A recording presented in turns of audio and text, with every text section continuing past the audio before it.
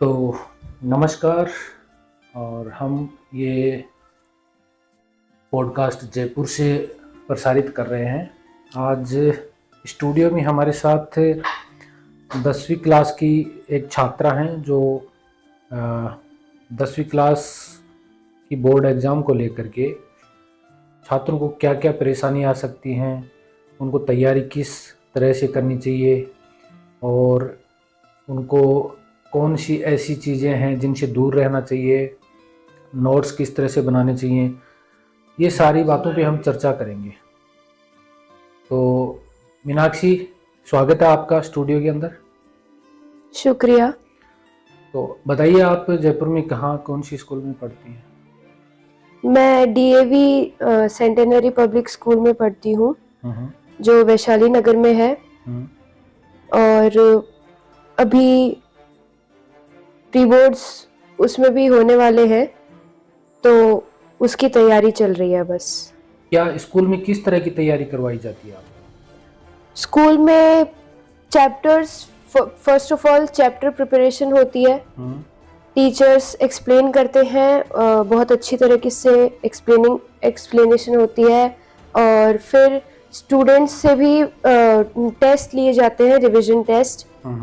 और कई बार स्कूल के अंदर बीच में क्लास में चलती में भी टीचर्स क्वेश्चन पूछ लेती हैं ओरली, तो उससे भी प्रिपरेशन होती है काफ़ी हद तक। क्या करिकुलम का सभी स्टूडेंट्स को पता है कि भाई जो बोर्ड की एग्ज़ाम होने वाली है, इस बोर्ड के एग्ज़ाम में ये करिकुलम है और इतना हमारे कोर्स के अंदर है, इसमें से हमारे बोर्ड के क्वेश्चंस आएंगे? सभी स्टूडेंट्स को पता होता है या जो कुछ स्टूडेंट, क्योंकि हर क्लास में कैटेगरीज स्टूडेंट्स होते हैं, जैसे कुछ स्टूडेंट्स होते हैं जो एक्स्ट्रा ऑर्डिनरी होते हैं, कुछ मीडियम होते हैं, कुछ बिल्कुल से मीडियम से भी बिलो होते हैं। तो क्या सभी स्टूडेंट्स को पता है कि ये करिकुलम है और आउट ऑफ दिस करिकुलम कुछ भी नहीं आने वाला? नहीं, सारे स्टूडेंट्स को पता तो तभी होगा जब उन्हें जानने की क्यूरियोसिटी होगी। पर कुछ बच्चे ऐसे हैं जो अभी तक भी सीरियस मोड में नहीं आए हैं। उन्हें अभी भी ऐसा लग रहा है कि 10th बोर्ड ही तो है, कोई बड़ी बात नहीं है। पर they are not aware that बहुत अफेक्ट करता है 10th बोर्ड हमारे करियर के बिहाफ पे। तो उन बच्चों को क्यूरियोसिटी नहीं है जानने की, इसलिए उन्हें पता नहीं हो सकता। तो क्या जो टीचर होते हैं वो क्लास में ब्रीफ नहीं करते कि भाई ये, जैसे सब्जेक्ट, अपन एक सब्जेक्ट लेते हैं, मैथ लेके चलते हैं। जी। तो मैथ के जो टीचर होते हैं, क्या उन्होंने कभी भी इस चीज को ब्रीफ नहीं किया स्टूडेंट्स के सामने कि ये करिकुलम है बोर्ड की तरफ से और ये पुराने पैटर्न के कुछ पेपर्स हैं, क्वेश्चन पेपर्स हैं, और ये चीज आपके बोर्ड में आने वाली है? जी, उस हिसाब से बहुत बार टीचर्स करते हैं कि मतलब कोई अगर क्वेश्चन हार्ड होता है तो उसके बारे में भी स्टूडेंट्स को बताया जाता है कि ये क्वेश्चन इतने मार्क्स का आ सकता है और इसकी इतनी इम्पोर्टेंस है, इतनी इम्पोर्टेंस नहीं है, और बहुत कुछ एक्सप्लेन किया जाता है। बट जैसा कि मैंने कहा, वो उनमें क्यूरियोसिटी नहीं होती है।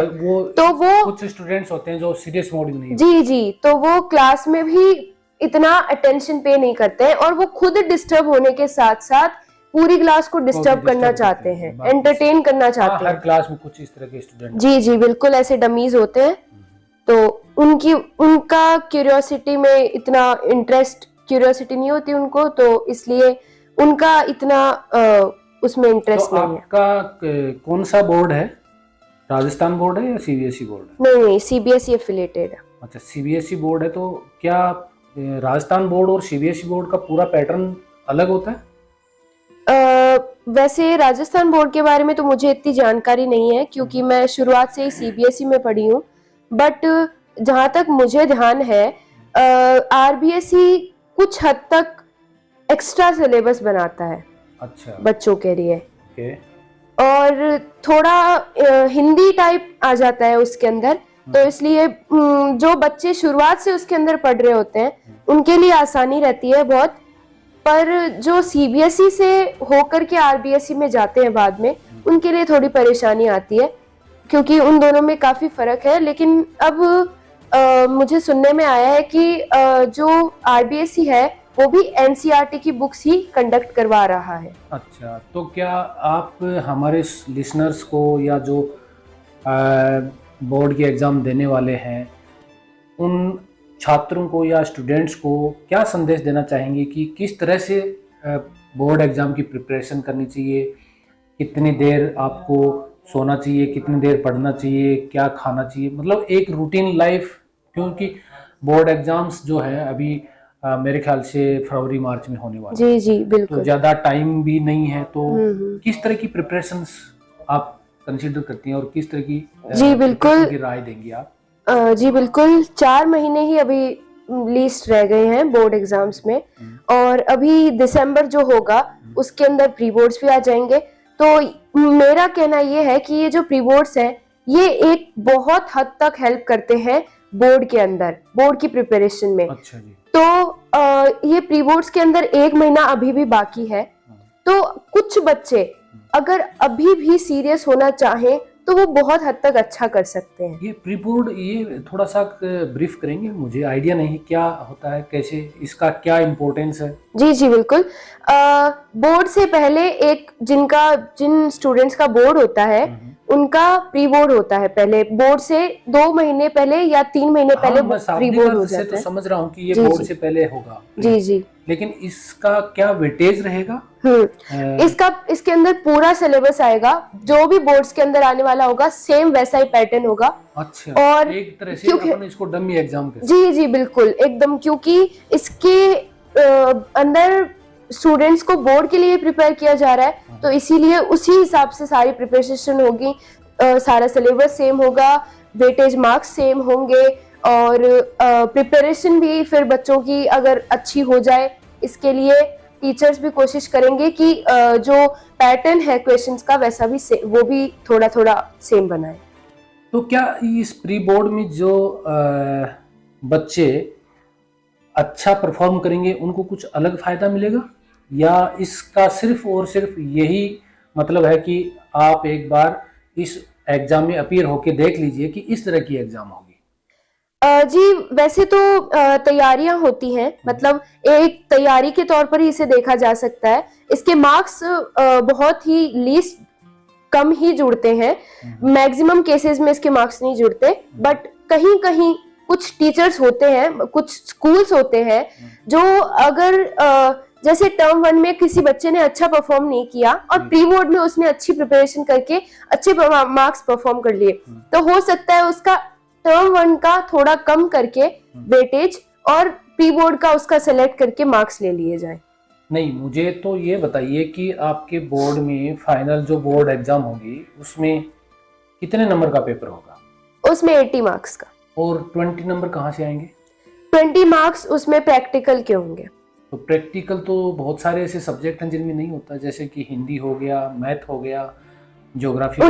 उनमें जो वो प्रैक्टिकल ऐसे मतलब पूरा थ्योरी टाइप तो 80 मार्क्स का हो जाएगा, और बाकी का जो प्रैक्टिकल होगा उसमें असाइनमेंट्स, सब्जेक्ट एनरिचमेंट, कॉपी, वैसे सब कुछ आती है। कहने का मतलब कि खाली लेबोरेटरी वाला प्रैक्टिकल? नो, ओनली लेबोरेटरी नहीं होगा। आपको असाइनमेंट्स दिए जाएंगे, जैसे सोशल स्टडी है उसके अंदर अलग अलग तरह के असाइनमेंट। जी बिल्कुल, वो आपने किस तरह से कंडक्ट किए, कैसे कंप्लीट किए? जी उसकी क्वालिटी भी देखी जाएगी कि किसी ने ऐसे ही मतलब काम चलाने के लिए जी बिल्कुल 2 पेजेस की वेरी गुड फाइल दे दी। अब तैयारी को लेकर के क्या विद्यार्थियों को कौन कौन सी बातों को ध्यान में रखना चाहिए, और कितना उनको पूरा उनका दिन का और रात का शेड्यूल किस तरह से होना चाहिए आपके हिसाब से? दिन के अंदर उन्हें आई थिंक जल्दी उठना चाहिए, बहुत लगभग 5:30-6 तो उठ जाना चाहिए,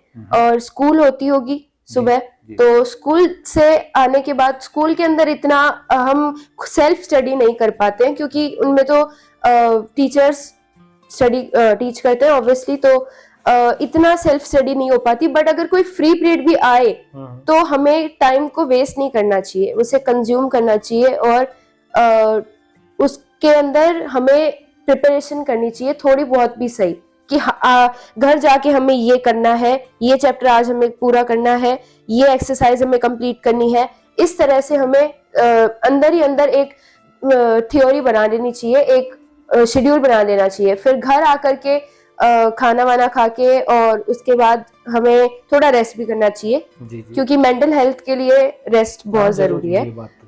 तो उसके बाद आपको प्रिपरेशन करनी चाहिए जैसा आपने शेड्यूल बनाया हो, और आपको इस बीच ध्यान में रखना चाहिए फोन का यूज कम से कम करें।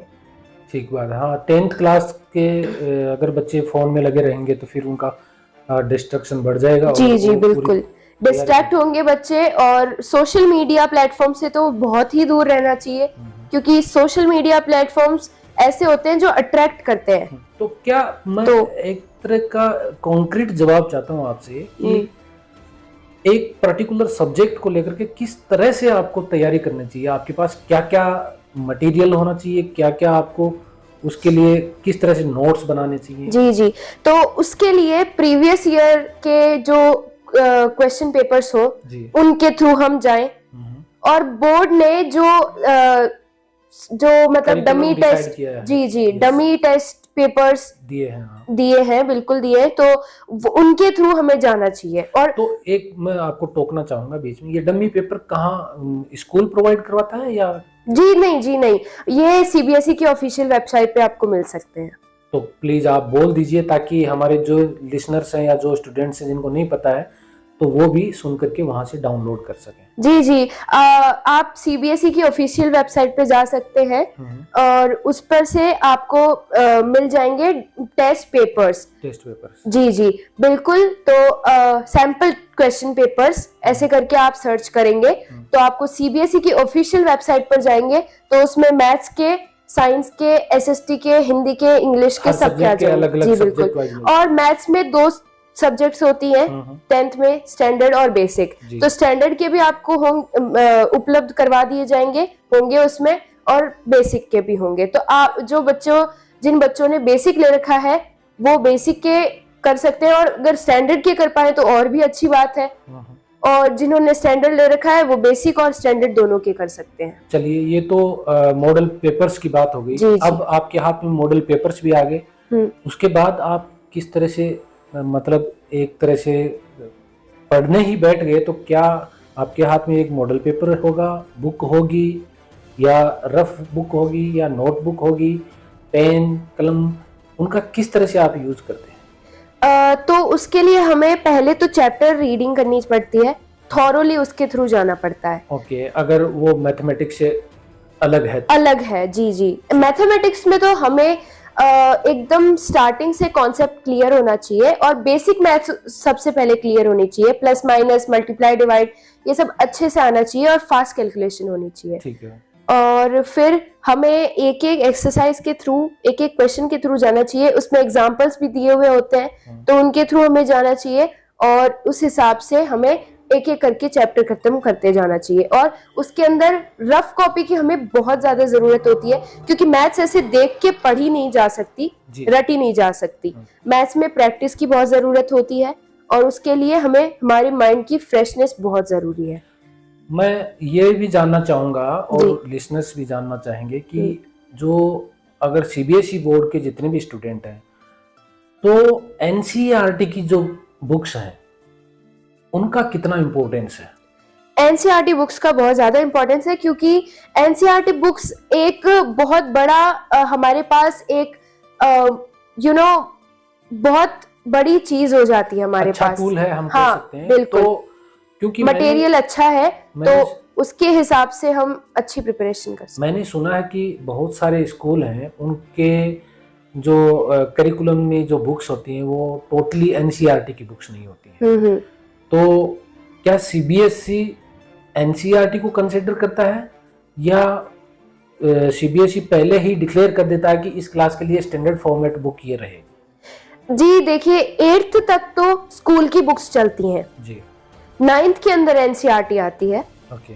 8th तक स्कूल खुद से प्रिंट करता है बुक्स और कंडक्ट करता है। तो कहने का मतलब कि अब 10th क्लास में एक स्टैंडर्डाइज फॉर्मेट हो गया जी बिल्कुल। सीबीएसई की जितने भी एफिलिएट स्कूल्स हैं, यस वो उन सब में लागू होता है। सिर्फ वही बुक्स को कंसीडर करेंगे जो एनसीईआरटी ने रिकमेंड।